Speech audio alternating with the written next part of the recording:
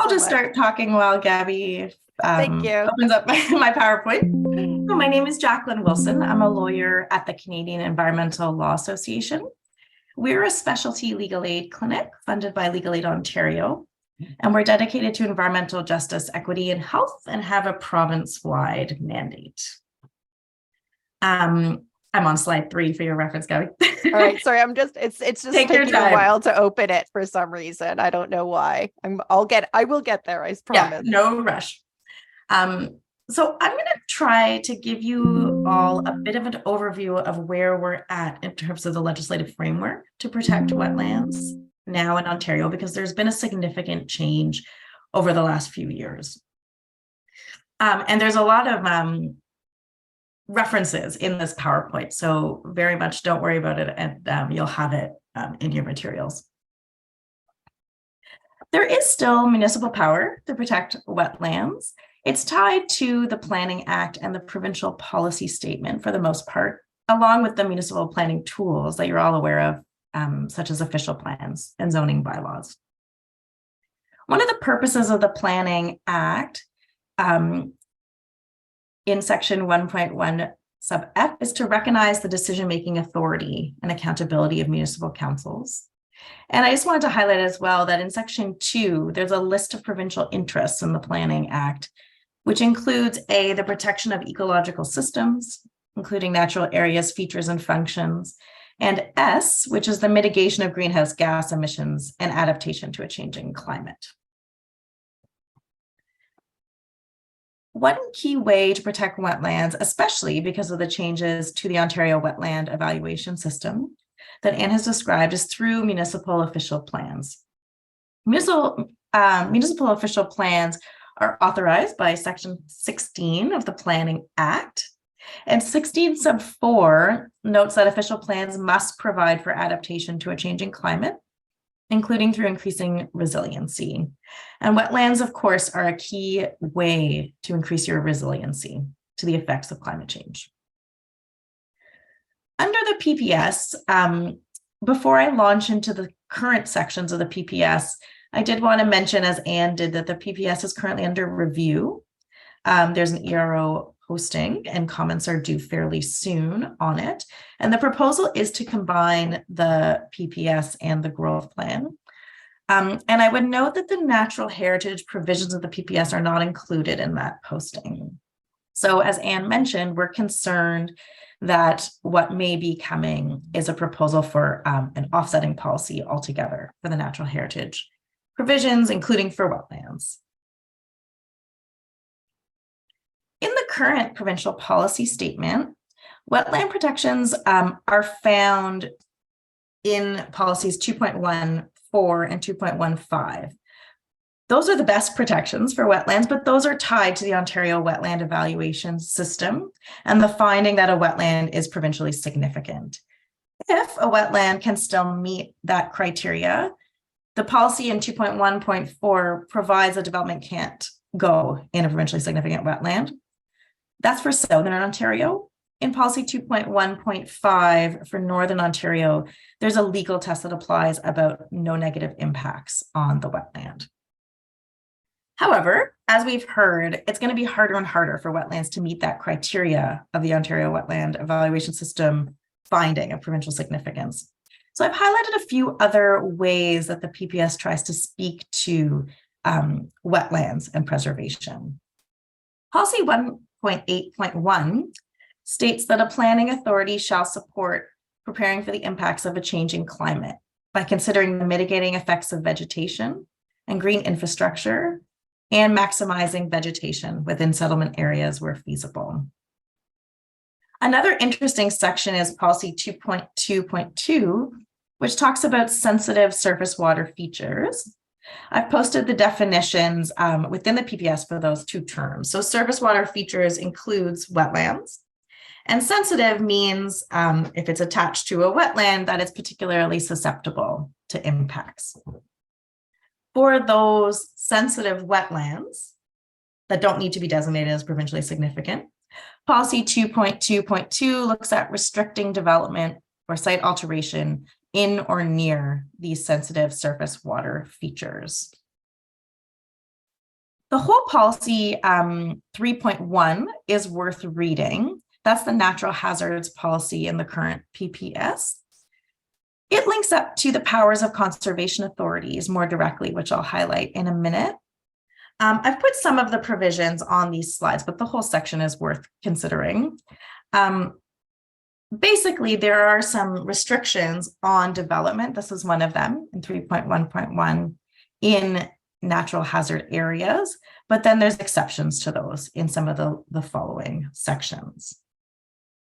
3.1.2 has the general prohibition on development or site alteration within natural hazard areas. And in my slide 13, the slide just highlights the other more detailed policies to be considered when you're creating official plans. I did want to note, though, that there is a ministerial override provision in the Planning Act relating to official plans. It's less well known, I would say, than the ministerial zoning order power that has gotten so much focus. But it is section 23 of the Planning Act. It's on slide 14.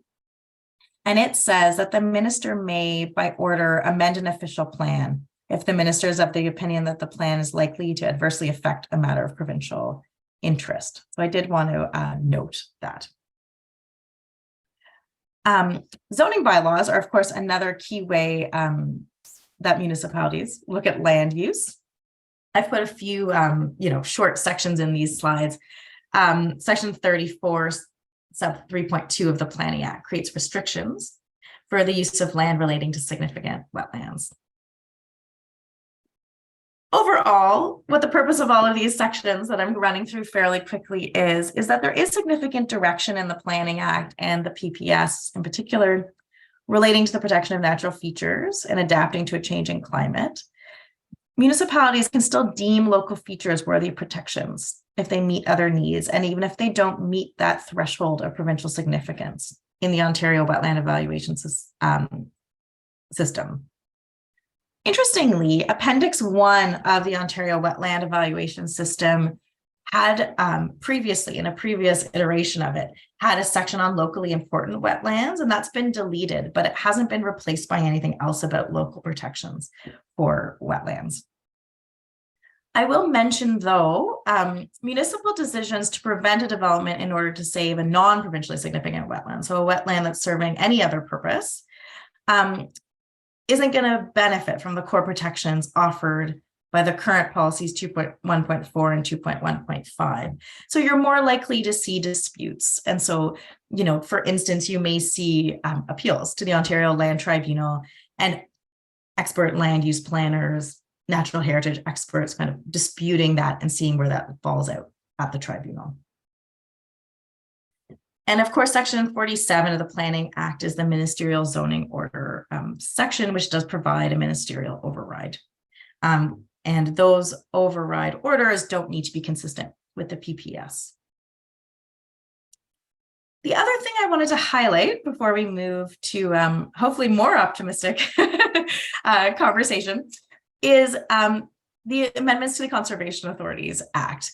There's now a large distinction that's been drawn in terms of the mandatory programs and services of conservation authorities and the non-mandatory programs and services. Section 21.1 of the Conservation Authorities Act lists the mandatory programs and services, and it does include natural hazards, which includes flooding hazards, and also low water and drought conditions are listed. Ontario Regulation 686/21 provides details on Conservation Authority powers for those mandatory programs. And so, for instance, you'll see Conservation Authority power to design programs and services to identify areas that are important for the management of natural hazards. And that also provides power for conservation authorities to still comment on applications and proposals as they relate to the natural hazard protection. So it's all about natural hazard connection under that regulation. Section 21.1.1 relates to non-mandatory programs, and that's where you see the restrictions on MOUs between conservation authorities and municipalities as it relates to anything that falls outside of that mandatory category. And that is significant because conservation authorities have been assisting municipalities with review of natural heritage reports in general and issues more broadly. So conservation authority power is now very much tied to that natural hazard category, including flooding risk, though. Wetlands do play a very key role in preventing flooding risk. And that significance is only going to increase as the climate crisis increases and worsens. But of course, I'll note, as Anne's presentation makes clear, wetlands are important for reasons, other than that. And in that way, there's a bit of a, less significant authority dealing with it. I'm going to leave it at that, and I'll turn it back to Gabby to give you a rundown of some of our thoughts of what we hope you'll consider doing.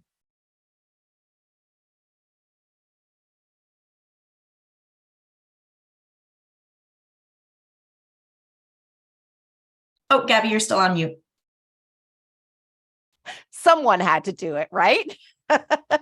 So I wanted to thank you so much, Anne. Thank you, Jackie, for taking all of that information, bringing it all together. It's a wealth and very extremely valuable for bringing it all together into one place. So then, based on these presentations that Anne and Jackie provided to municipal staff, we kind of went through what are the different options available to municipalities, and these are the main recommendations for opportunities that municipalities have to kind of identify what are the implications of the changes to the wetlands evaluation system in terms of and the risks both to the natural heritage as well as to the flood protections relating to the municipalities. What came to the top are some of these ideas in terms of exploring how the municipality can analyze and report on the likelihood and costs of wetlands being lost to development, either because they have not been evaluated or because they may lose their protection as provincially significant. So that's one opportunity for councils to kind of direct staff to kind of come back with some information to inform council of what are the implications to the municipality and what are the opportunities available to the municipality to address the risks that they face. Report on how the municipality tracks or can track permeable versus impermeable surfaces across the community and over time. How are or can municipal policies and zoning bylaws be able to provide sufficient protection for wetlands, especially in light of the recent provincial policy changes? Ensuring that stormwater plans are being updated using future climate projections as well as historical data. How well the asset management plan incorporates stormwater infrastructure and whether municipalities fully recovering costs associated with stormwater management. Identify if wetlands and other green infrastructure have been incorporated sufficiently into asset management plans. Analyze and report on stormwater fees and whether they should be used in your municipality. Undertake a cost and benefits review of maintaining green stormwater infrastructure, meaning wetlands, and provide a land cover permeability in comparison to needing to invest in gray infrastructure to provide those ecosystem services. Certainly that's a much more comprehensive an issue, but it's something that's really looking for, because if you liquidate your natural capital assets and they increase flood risk, then you have to provide gray infrastructure as a mechanism to avoid that increased flood risk. But really wanted to kind of highlight, I'm gonna